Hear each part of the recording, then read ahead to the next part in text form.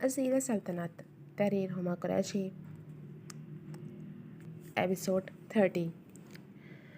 اسے روتے ہوئے نہ جانے کتنی دیر گزر گئی تھی جبکہ وہ جو اسٹڈی میں جا کر جو بند ہوا تھا اب تک باہر نہیں آیا تھا، مگر اسے سمجھ نہیں آیا کہ وہ آخر رو کیوں رہی تھی، شوہر کی بے وفائی پر، یا محبت کے دغا دے جانے پر، یا پھر اپنی محرومیوں پر، یا پھر اپنا بچپن کا دوست گم ہو جانے پر۔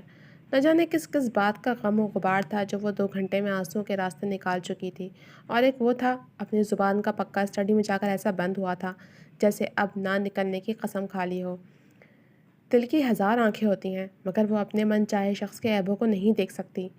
جب بھی وہ کسی خیال کے تحت اٹھ کر اسٹڈی کی جانب بڑھی جہاں وہ 2 منہ والا انسان منہ چھپا کر بیٹھا تھا، میں کیوں رو رہی ہوں؟ اگر تم نے مجھے دھوکہ دیا ہے مروان سلطان، تو مجھے بھی قسم ہے اپنے مرحوم باپ کی، سیدھا دل میں گولی اتاروں گی۔ وہ بے دردی سے نم گال رگڑتی خود ساختہ قیاس کرتی دھڑا دھڑ لاک دروازہ پیٹ چکی تھی، جبکہ وہ اسٹڈی میں خود کو بند کیے راکنگ چیئر پر بیٹھا کسی گہری سوچ میں ڈوبا ہوا تھا۔ فی الحال وہ خود میں آئرہ کا سامنا کرنے کی ہمت نہیں جٹا رہا تھا۔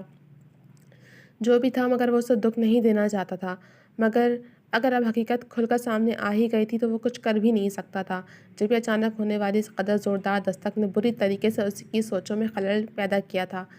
وہ جانتا تھا کہ وہ اس وقت رو رہی ہوگی، ویسے تو وہ دوسروں کو رلا دیا کرتی تھی مگر اس کے معاملے میں اتنی ہی پاگل تھی کہ بغیر سوچے سمجھے اسے ہی 2 تھپڑ رسید کر چکی تھی۔ اب یقیناً محترمہ کو اپنی غلطی کا احساس ہوا تھا۔ جب ہی وہ دروازہ پیٹ رہی تھی اس نے ایک گہری سانس بھر کر کھڑے ہوتے کپڑوں کی شکن دور کی تھی۔ جس دن کی شروعات اتنی خوبصورت ہوئی تھی، اختتام اس سے کئی زیادہ برا اور افسردہ تھا۔ اس نے آگے بڑھ کر ایک جھٹکے سے دروازہ کھول دیا۔ کیا ہوا؟ ماتھے پر تیوری چڑھائے سوالیہ نگاہوں سے دیکھتا وہ ہنوز خفا دکھائی دے رہا تھا۔ اندر کیا کر رہے ہو؟ رونے کے باعث گلا رن سا گیا تھا، آنکھیں مسلسل رونے کی چغلی کھا رہی تھیں، گھنگھریالے بال گالوں پہ چپکے ہوئے تھے، آنکھوں کا کاجل پھیل چکا تھا، بظاہر بکھری بکھری سی حالت میں بھی وہ اسے دلکش لگی تھی۔ کیا کر سکتا ہوں؟ اس نے ذرا تعسفی نگاہوں سے اس کا سرخ چہرہ دیکھا جو غصے اور غم کی شدت سے بھانپ اڑا رہا تھا۔ تمہیں چاہیے کہ تم مجھے اپنے اس گھٹیا عمل کا کوئی مثبت جواز پیش کرتے جو مجھے مطمئن کر سکے۔ دل تھا کہ ابھی بھی اس ستمگر شخص کے حق میں گواہی دے رہا تھا جبکہ دماغ مسلسل انحراف برت رہا تھا۔ مروان نے دلچسپ نگاہوں سے اس کا خفا خفا سا چہرہ دیکھا جو اس روپ میں بھی سیدھا دل میں اتر رہی تھی۔ وہ اپنی ہر چیز کے معاملے میں حد سے زیادہ شدت پسند تھی اور اس کے معاملے میں تو وہ کوئی جنونی لڑکی تھی۔ اس کی شکل دیکھ کر مانو ساری ٹینشن چھو ہو گئی تھی۔ ایک ہاتھ کی کوہنی دروازے سے ٹکائے اب وہ شرارتی نگاہوں سے اس کا خفا خفا سا چہرہ دیکھ رہا تھا جس نے دانت پیس کر اسے گال پر ہلکی سی چپت رسید کی تھی۔ گھونڈ لیا مجھے؟ تم سے بات کر رہی ہوں۔ مروان نے اس کی حرکت پر دانت پیستے ہوا میں ہی اس کی انگلیوں سمیت ہاتھ اپنی سخت گرفت میں دبوچ لیا۔ یہ آخری بار تھا آئرہ، اس نے تنبیہ کی، جس نے اس کی گرفت سے ہاتھ چھڑانے کے لیے بھرپور مزاحمت کی تھی مگر ناکام رہی۔ ہاتھ چھوڑو میرا۔ اس نے آنکھیں نکالی۔ پہلے سوری بولو۔ وہ بھی اپنی بات پر قائم تھا۔ سوری بولو، پہلے خود کو بے گناہ ثابت کرو۔ رونے کے باعث اب نزلہ بھی ہو گیا تھا، آستین سے ناک رگڑتی وہ ہنوز مزاحمت کر رہی تھی جو کسی صورت ہاتھ چھوڑنے پہ آمادہ نہیں تھا۔ ای گندی لڑکی! مروان نے ایک لمحے میں اس کا دوسرا ہاتھ آزاد کر دیا۔ آئرہ کے ہونٹوں پر نہ چاہتے ہوئے بھی مسکراہٹ آئی تھی جو وہ خوبصورتی سے چھپا گئی۔ ای کیا؟ ایک نیچرل چیز ہے، جب کہہ رہی ہوں ہاتھ چھوڑو تو چھوڑ نہیں رہے۔ وہ اپنی خف چھپانے کو الٹا اسی پہ چڑھ دوڑی تھی جبکہ وہ نفی میں سر ہلاتا اس کی سائڈ سے ہوتا روم میں آیا تھا۔ کہاں جا رہے ہو؟ پہلے مجھے سب سچ بتاؤ، وجہ بتاؤ مجھے اس سب کی، ماموں سے ایسا کیوں کہا تم نے؟ وہ ڈریسنگ ٹیبل سے ٹیشو اٹھاتی اس کے پیچھے ہی آئی تھی جو سائڈ ٹیبل کے پاس کھڑا ہاتھ میں موجود گھڑی اتار کر ایک طرف کو رکھ رہا تھا۔ آئرہ، دماغ نہیں خراب کرو میرا، اور کس بات کی صفائی پیش کروں میں؟ ہاں، نیچے جو کچھ میں نے کہا وہ سب سچ تھا اور تم اس بات پر یقین کر کے مجھے تھپڑ مار کر سزا دے چکی ہو، تو مزید کسی قسم کی بحث کی گنجائش ختم ہو گئی ہے۔ اس بار وہ ذرا سخت لہجے میں بولا تھا، ساتھ ہی قدم ڈریسنگ روم کی جانب بڑھائے تھے جبکہ وہ پیر پٹک کر اس کے پیچھے گئی تھی۔ ہاں تو تم نے مجھے اتنا بڑا دھوکہ دیا ہے، یہ ریئیکشن تو آنا ہی تھا۔ وہ کہاں ماننے والی تھی؟ مروان استہزائیہ مسکرایا تھا۔ او ریئلی؟ یعنی اگر اب میں واقعی تمہیں اپنا اصل چہرہ دکھا دوں تو تمہیں کوئی اعتراض نہیں ہوگا؟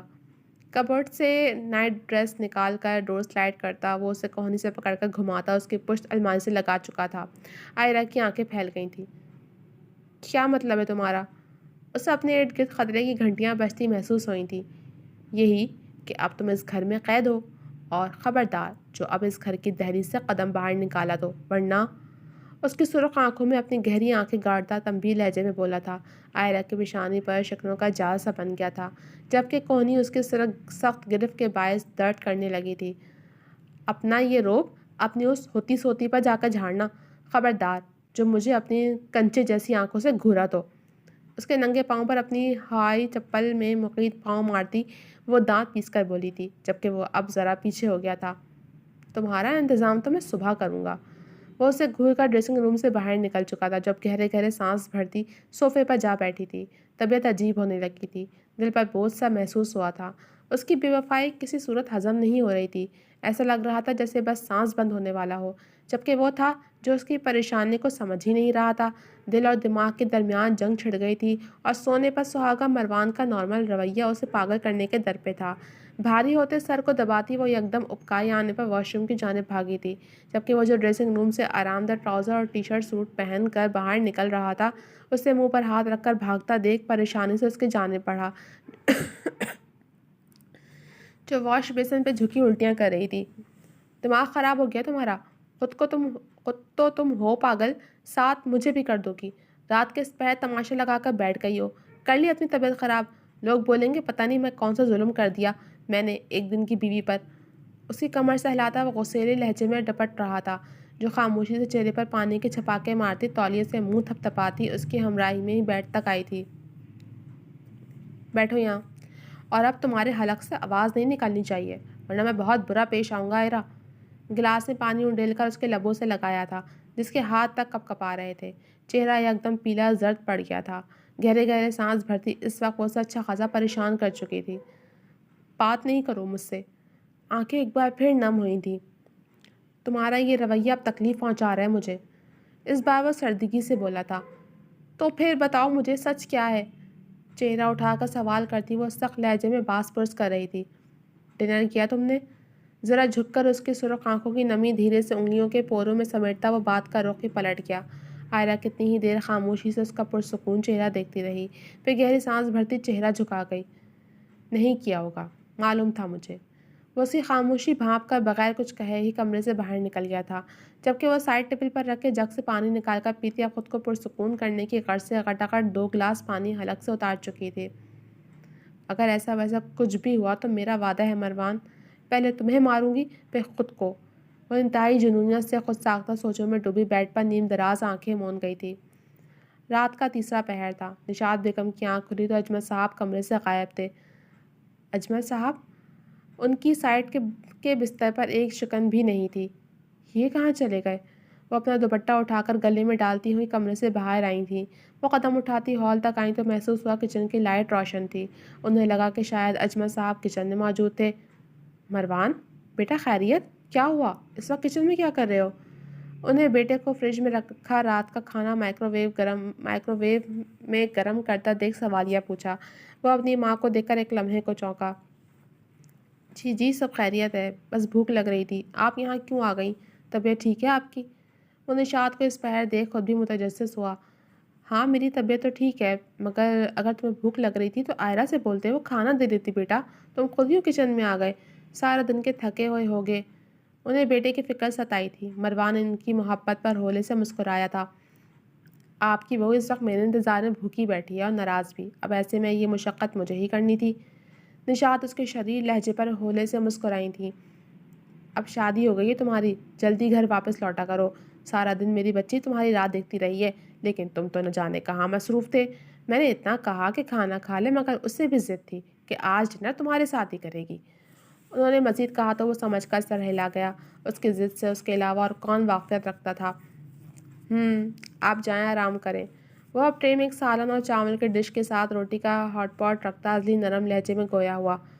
واہ واہ برخوردار، ابھی بیوی آئے بمشکل 24 گھنٹے ہوئے ہیں اور آپ بیوی کی چاکری میں جت گئے۔ ویسے تم آج کل کے نوجوان بیوی کے اس قدر اتاولے ہو کہ پہلے دن ہی بیوی کے گھٹنے سے لگ کر بیٹھ جاتے ہو۔ انہوں نے دونوں ماں بیٹے کو کچن میں دیکھ معاملہ بھانپ کر عادتاً طنز کا تیر چلایا تھا۔ اجمل صاحب کیا ہو گیا ہے آپ کو؟ آئرہ بیوی ہے مروان کی، بیوی کا خیال اگر شوہر نہیں رکھے گا تو پھر کون رکھے گا؟ بیٹے کو خاموشی سے اپنے کام میں مصروف دیکھ انہوں نے شوہر کو باز رکھا۔ ہاں بھائی آپ تو کہیں گی ہی، آخر آپ کی بھتیجی جو ہے۔ پھپھی بھتیجے ایک ذات، وہ استہزائیہ مسکرائے۔ اور آپ کی بھانجی ہے اور اس گھر کی بہو بھی، اب پرانی باتوں کو اگر بھلا دیا جائے تو اچھا ہے، اور ویسے بھی غلطی آپ کے صاحبزادے کی ہے، شادی شدہ مرد اتنی دیر رات کو گھر سے باہر اچھے نہیں لگتے۔ انہوں نے مروان کے کندھے پر ایک چپت لگاتے شوہر کو بھی باور کروایا تھا۔ اور بیویاں بھی یوں رات کو کمرے سے باہر گھومتی اچھی نہیں لگتی، چلیں کمرے میں، ان کا تو خیر سے روز کا یہی معمول ہوگا، کیونکہ ان کی بیوی تو روز ہی روٹھ جائے گی۔ وہ نشاط بیگم کے کندھے پہ ہاتھ رکھ کر اپنے حصار میں لیتے قدم اپنے کمرے کے جانب بڑھا چکے تھے، جبکہ وہ سر جھٹکتا آئرہ کی فکر میں تیزی سے اپنے کمرے کی جانب بڑھا تھا۔ آئرہ، وہ روم میں واپس آیا تو وہ آنکھیں مون کر لیٹی تھی۔ سائڈ پر کھانے کی ٹرے رکھتا وہ دوسری جانب سے گھوم کر خود بھی بیڈ پر بیٹھا تھا۔ آئرہ اٹھ جاؤ، اس کے سرہانے کھڑے ہو کر گھنگھریالے بالوں میں نرمی سے انگلیاں پھیرتا وہ ٹھہرے ہوئے لہجے میں بولا تھا۔ آئرہ جو نیم غنودگی میں جا چکی تھی اب بھاری ہوتے سر کے ساتھ آنکھیں رگڑتی کوہنیوں کے بل اٹھی تھی۔ مجھے بھوک نہیں ہے، اس نے کھانے کی ٹرے دیکھ کر بیزاریت سے کہا۔ میں نے تم سے پوچھا نہیں ہے کہ تمہیں بھوک ہے یا نہیں، سیدھی شرافت سے انسان بن کر کھانا کھا لو، مزید تمہارے نخرے اٹھانے کا کوئی ارادہ نہیں ہے میرا۔ اس بار وہ سختی سے گویا ہوا، جس کا ایک کے بعد ایک نخرہ شروع ہو چکا تھا۔ ہاں تو نہ اٹھاؤ، میں نے تو نہیں کہا۔ وہ تھکی تھکی سی آواز میں ناراضگی سے بولی تھی، ساتھ ہی اس کی گھورتی نگاہوں دل محسوس کر ٹرے کھینچ کر اپنے سامنے کی تھی۔ اب نکال بھی لو اپنا کھانا، کیا مجھے زندہ سالم نگلو گے؟ پلیٹ میں تھوڑا سا چکن منچورین نکال کر نگاہ اٹھائی تو وہ ہنوز اسے ہی گھور رہا تھا۔ میں ڈنر کر چکا، اس نے کندھے اچکائے۔ آئرہ نے غصے سے اس کی جانب دیکھا۔ کس کے ساتھ؟ اس بسمل کے ساتھ؟ اس کی پیشانی پر بلوں کا اضافہ ہوا۔ نہیں یار، ایک دوست کے ساتھ، میرا ارادہ تھا جلدی گھر واپس لوٹنے کا، مگر وہ کچھ بول ہی رہا تھا کہ وہ روٹی ہاٹ پاٹ میں واپس رکھتی ٹرے پیچھے کر چکی تھی۔ میں تمہیں پاگل نظر آ رہی ہوں؟ میں سارا دن تمہارا انتظار کر رہی تھی اور تم باہر سے کھانا کھا کر آ گئے۔ وہ ناراضگی کا اظہار کرتی آنکھوں پر ہاتھ رکھ کر لیٹ گئی تھی۔ اٹھ جاؤ یار، میرے خیال سے جتنا تم میرا دل جلا چکی ہو اب مجھے بھی بھوک لگ رہی ہے۔ وہ ہار مانتے ہوئے لہجے میں بولتا ہاٹ پاٹ سے روٹی نکال کر اسی پلیٹ سے لقمہ بنا رہا تھا جو اس نے اپنے لیے بنائی تھی۔ اتنا عظیم احسان مت کرو مجھ پر، وہ ناراضگی سے بولی تھی، جبکہ اس بار وہ غصے سے اسے کندھے سے پکڑ کر سیدھا کر چکا تھا۔ اب سیدھی شرافت سے کھانا کھاؤ، ساری رات تمہارے نخرے نہیں دیکھنے میں نے، صبح جلدی اٹھنا ہوتا ہے مجھے۔ اس بار وہ ذرا خفگی سے بولا۔ چاروں ناچار آئرہ جھٹکے سے اٹھ بیٹھی تھی اور اسے گھور کا پہلا لقمہ بنا کر منہ میں رکھا تھا، جبکہ اب مروان کی بھوک واقعی جاگ چکی تھی۔ وہ پوری رغبت سے کھانا کھانے میں مشغول تھا، جبکہ اب آئرہ کا دماغ نئے تانے بانے بن رہا تھا۔ خطیب کی کال آئی تھی آج، اس نے اپنا دماغ پرسکون کرنے کے لیے موضوع بدلا تھا۔ اچھا، کیا کہہ رہا تھا؟ اس نے نظر اٹھا کر سوالیہ لہجے میں پوچھتے خود کو لاپرواہ اور لا علم ظاہر کیا۔ کچھ خاص نہیں، بس مما کا افسوس کر رہا تھا، وہ سمجھ کر سر ہلا گیا۔ ساتھ ہی مروان نے ایک ہی پلیٹ میں تھوڑی سی گریوی اور نکالی تھی، ساتھ تھوڑے چاول بھی ڈالے تھے۔ تم تو کہہ رہے تھے تم کھانا کھا کر آئے ہو؟ وہ مشکوک ہوئی۔ بیرسٹر صاحبہ بیوی ہیں، بیوی بن کر رہیں، ڈیٹیکٹیو بننے کی کوشش نہ کریں۔ آخری نوالا اپنے بجائے اس کی جانب بڑھاتا وہ ذرا خفگی سے بولا تھا۔ ناراض میں ہوں تم سے، یہ تم کس بات کی ناراضگی جتا رہے ہو؟ اس کے سرد لہجے پہ وہ ٹھٹک گئی تھی، ساتھ ہی وہ اپنا کھانا مکمل کرتی اب گھونٹ گھونٹ پانی حلق سے اتار رہی تھی۔ یہ میڈیسن کھاؤ اور سو جاؤ تم۔ وہ اٹھ کر پیناڈول کی گولی اس کی ہتھیلی پر رکھتا ٹرے اٹھا کر روم ٹیبل پر رکھ چکا تھا، جبکہ وہ اسے گھورتی ہوئی الیکسا کی جانب گھومی۔ الیکسا، میں ناراض ہوں۔ سائڈ ٹیبل پر رکھا سیاہ رنگ چھوٹا سا روبوٹ تھا جو اس کی آواز سے بول اٹھا تھا۔ آئرہ ناراض ہے، اس نے جملہ دہرایا۔ الیکسا بیرسٹر صاحبہ کو بولے کہ وہ سو جائیں، انہیں مزید کچھ کہنے سننے یا پھر سہنے کا دمخم نہیں ہے۔ وہ ٹراؤزر کی جیب سے ہاتھ نکال کر قریب آتا اس کے کندھوں پر دباؤ ڈال کر بستر پہ لٹا چکا تھا، جبکہ الیکسا کو کمانڈ دیتا اب وہ اپنا تکیہ اور چادر اٹھا کر صوفے پہ جا لیٹا تھا۔ تم وہاں کیوں سو رہے ہو؟ وہ چونک گئی تھی، جبکہ وہ سر تک چادر تانتا اپنی خاموش ناراضگی کا اظہار کرتا آنکھیں مون گیا۔ آئرہ کتنی ہی دیر اسے دیکھتی رہی تھی، پھر تھکا کر بستر پر لیٹ گئی۔ کمرہ تاریکی میں ڈوب گیا تھا، جبکہ اس کی آنکھوں سے آنسو روا تھے۔ جی تو جناب، کیسی لگی آپ کو یہ ایپیسوڈ؟ مجھے تو کچھ سمجھ میں نہیں آ رہا، مروان صاحب خود غلطی کر بیٹھے ہیں اور ناراضگی بھی آئے ایسا جتا رہے ہیں۔ واہ بھائی واہ، یہ کیا بات ہوئی بھائی؟ آخر چل کیا رہا ہے؟ مجھے تو بڑی کھلبلی مچ رہی ہے بھائی، یہ رائٹر صاحبہ نے آخر کیا لکھا ہے اور کیا راز ہے اس کا؟ کیا مروان نے جو کہا وہ درست ہے یا اس کے پیچھے بھی کوئی لاجک ہے، کوئی سائنس ہے؟ مجھے تو کچھ سمجھ نہیں آ رہا۔ کیا آئرہ کے ساتھ دھوکا ہوا ہے یا آئرہ غلط سمجھ رہی ہے؟ بہرحال سمجھ تو ہم بھی نہیں رہے کچھ، آپ لوگ کیا کہتے ہیں اس بارے میں؟ تو جناب ایپیسوڈ آپ لوگوں نے پڑھ لی یا پھر سن لی، اور اب اگر آپ لوگوں نے ابھی تک ہمارے چینل کو لائک نہیں کیا تو جلدی سے لائک بھی کر دیجیے گا، سبسکرائب بھی کر دیجیے گا اور بیل آئیکن کو بھی پریس کر دیجیے گا تاکہ ایسے انٹرسٹنگ ناولس کی ویڈیوز کی اپڈیٹ آپ تک بر وقت پہنچ سکے۔ تو جاننے کے لیے جڑے رہیے میرے ساتھ، جلد ملوں گی اگلے ایپیسوڈ کے ساتھ، تب تک کے لیے مجھے اجازت دیجیے، اللہ حافظ۔